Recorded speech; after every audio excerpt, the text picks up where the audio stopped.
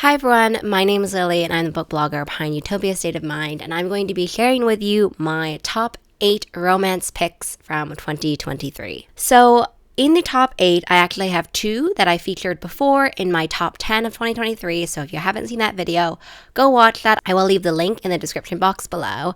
The first one that I want to talk about is Vera Wong's Unsolicited Advice for Murderers, which I did mention in that video, so I won't dwell too much on it so that these videos don't end up being like an hour long. The next one is the 7-Year Slip, which honestly, I love the concept. I don't know how realistic it is to kind of have a 7-year gap in between kind of 2 characters, 2 time periods, and to see how that would work. I'm going to suspend my disbelief on that one, honestly, because I really liked the chemistry.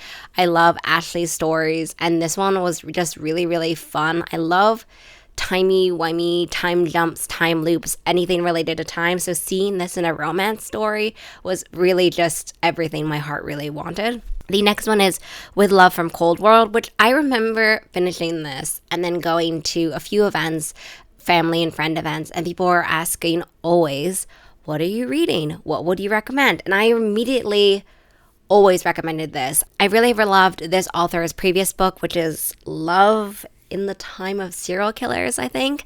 And I so was looking forward to With Love from Cold World, but my expectations for this one were just like surpassed. The chemistry is fabulous. It's like Office, they're not enemies in the sense that, like, I don't know, they're Office maybe rivals, but they're not rivaling for like the same position. They're Office people who don't like each other, I guess. To romance, I love that aspect. I loved the characters so much. I truly love this author's way of describing characters, character vulnerability, and also the character journeys as individuals. Not only that, but also how they come together as a couple. So that is definitely on my top list. The next one is Hunt on Dark Waters, which has to be my favorite Katie Robert book. I do not know what was in this book that made me like instantly love it. I don't know if it was the pirates. I don't know if it was vampires and witches, or like the wild hunt, or kind of sea monsters, sea adventures. The chemistry and the spice were there. Of course, it's Katie Robert. But something about this fantasy world just all worked. I know that it's kind of tangentially sort of related to the Katie Robert universe. You know, you have, I don't remember where I saw it, but there was this kind of like graph or pictograph about how all of these Katie Robert books are all tied together. So I think it is loosely tied into the world, but it felt very much like you don't have to have read any other Katie Robert book to read it.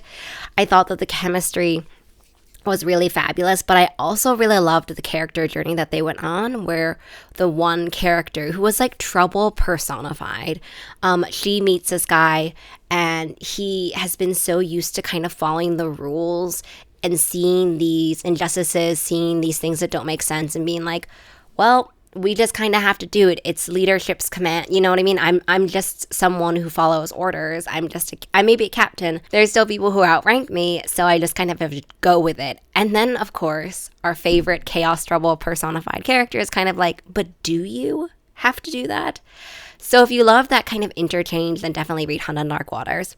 The next one is Ever After Always, which I've talked about already in my top 10 of 2023. So check that out because I have an interesting story about how I actually got to reading Ever After Always. The next one is The Red String Theory, which is honestly something I read basically at the end of December, but instantly loved. I love this interplay between fate, prophecy, love, and choices, agency. Right? If we are fated to be together, how much choice, how much agency do we have over these decisions? Are we kind of just, destined to keep going? The Red String Theory talks about that. It talks about someone who really loves fate, who believes in fate, and also someone who's a fate cynic, of course. Opposites attract. And the way that the author is able to kind of play with these coincidences, these missed connections, these mistakes, these accidents, I just loved that so much. I was so drawn in. This was a romance book where I had to keep, it's a romance book. I know how it's going to end, but I had to keep reading because I loved watching this theme play out in a variety of different scenarios and in ways that characters kind of have to think about what is important to them.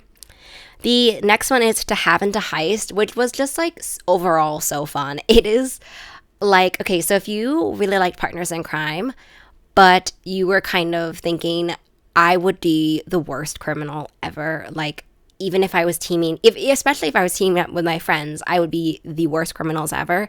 To have into Heist is like a group, crew, found family, found friendship dynamic of absolutely people who should not be criminals. Like, they come together to kind of do this heist in the weirdest, funniest way, but are so unqualified to do this. I think Tavern Heist was just funny. I was laughing all the time. I also loved the interactions between the two main characters, the love interest as well, where one is very much, this is what I do for a job, and the other one's like, well, I'm doing this to save my friend, and we're kind of chaotic. We don't know what we're doing, but we're just going to go with it. And you can see him the whole time just like this. The whole time. And if you think that sounds really fun, obviously go check that out.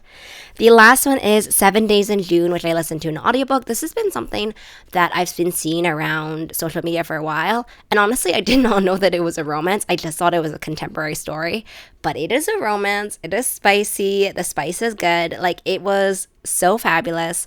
But I think what I loved about it was not only the chemistry that the two characters have and the spice, but they are so... It's like these people that you cannot quit, right? Someone who comes into your life, maybe even for a little moment, and then they leave and you just cannot stop thinking about them. They've left such a mark on your life. And those are the two characters in 7 Days in June. That's what they're kind of coming up against. And then they're having to think about, who are they anymore, right? That there's been time that's passed.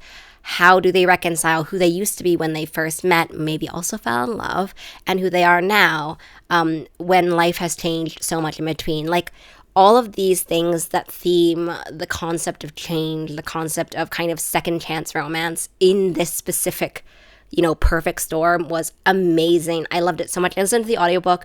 Basically, I just started sitting on my couch and listening to the audiobook because I was so entranced. I loved it so much. I think I read this in maybe like a week or something. It flew by. It was so fabulous. And so those are my top 8 romance books of the 78 I read last year.